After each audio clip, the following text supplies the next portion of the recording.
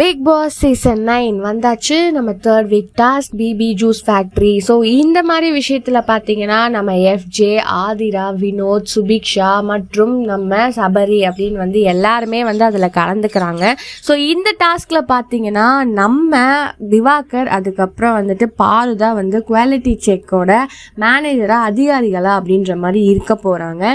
So இது எல்லாருமே அவங்கவுங்க தனிப்பட்ட முறையில் தேர்ந்தெடுக்கல. இது எல்லாருமா பேசி யாரெல்லாம் எப்படி இருக்கணும், யாரெல்லாம் குறை கொண்டு பிடிப்பாங்கன்ற மாதிரி இருக்காங்க.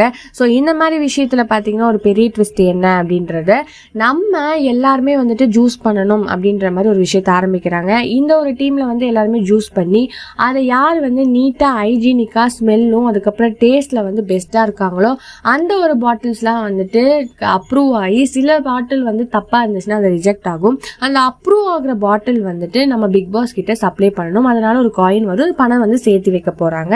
இதனால் அது எம்ப்ளாயிஸ்க்கு தான் போக போகிறா இல்லை அவங்களாம் சேர்த்து வைக்க போகிறாங்கன்னு தான் நம்ம பொறுத்திருந்து பார்க்கலாம்.